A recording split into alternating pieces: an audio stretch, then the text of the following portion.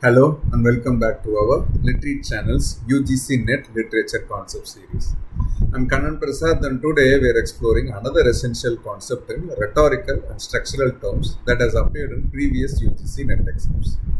Today's concept is phoneme. This concept appeared in the January 2017 paper and falls under our rhetorical and structural terms cluster. Let's examine phoneme.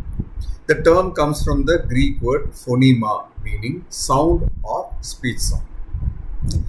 The concept of phonemes, as we understand them today, emerged during the late 19th and early 20th centuries with the development of modern linguistics.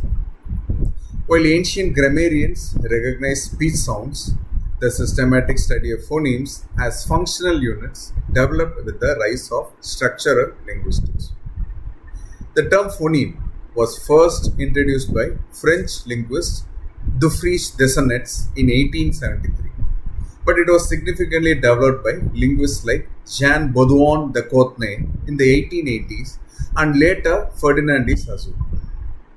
The concept gained wider recognition in the early 20th century through the work of the Prague Linguistic Circle and American structuralists like Leonard Bloomfield, becoming a cornerstone of linguistic analysis that continues to influence literary studies, particularly in phonological analysis of poetic language. Simply put, a phoneme is the smallest unit of sound in a language that can distinguish one word from another. For example, the difference between the words bat and pat in English lies solely in the initial phoneme, ba or pa. Key features of phonemes include: phonemes are abstract units that represent speech sounds in a particular language. They function as contrastive units, meaning they create differences in meaning. A single phoneme may have multiple pronunciations, also known as allophones, depending on context. The same sound may function as a phoneme in one language but not in another. English has approximately 44 phonemes, about 24 consonant and 20 vowel phonemes. Phonemes are typically represented in writing between slashes. For UGC NET, remember that phonemes are critical in understanding linguistic structure, phonological patterns in poetry, and sound-based literary devices like alliteration and assonance, as referenced in the January 2017 examination. Let's explore how phonemes function in linguistic analysis and literary contexts across different periods. In Old English period poetry like Beowulf, alliteration was a structural principle based on the repetition of initial phonemes, as in one of the verses you can find in the poem. Phoneme creates cohesion in Beowulf. Shakespeare frequently employed phonemic patterns for dramatic effect.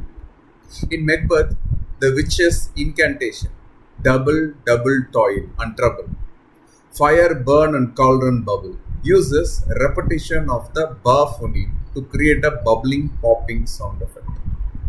Alexander Pope demonstrated sophisticated phonemic awareness in an essay on criticism with the line, "The sound must seem an echo to the sense," where he intentionally uses sibilant S phonemes to create a hushing sound that mimics his meaning. T.S. Eliot's modernist poetry shows deliberate phonemic pattern.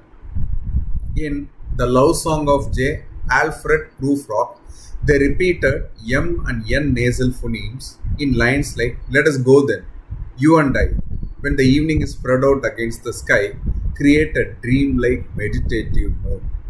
Thomas Heaney's translations reveal acute awareness of phonemic equivalence. In his version of Beowulf, he chose words based partially on phonemic patterns that would echo the original Old English alliterative verse. Poets like Paul Muldoon often play with phonemic substitutions and slippages to create puns and semantic ambiguities, demonstrating how phonemic awareness continues to be central to poetic craft. Now let's test your understanding with a quick quiz.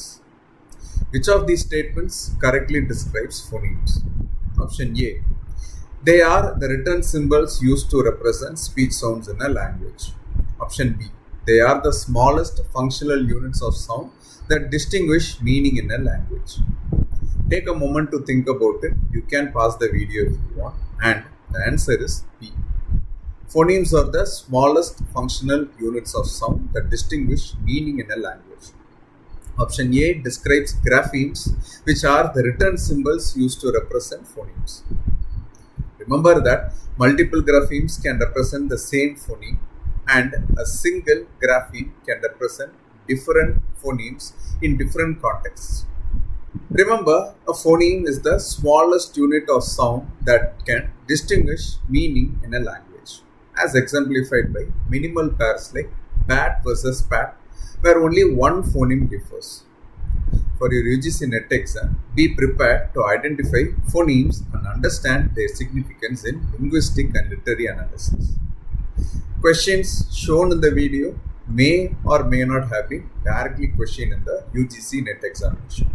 I suggest and request that audience cross-verify the number of instances each term or concept appears. If there is an error, please check the description box for corrections. In our next video, we'll explore another important concept from our cluster. Thanks for watching Literary channel. Please feel free to comment below on any queries you may have about the terms of the video. See you in the next video. Happy learning.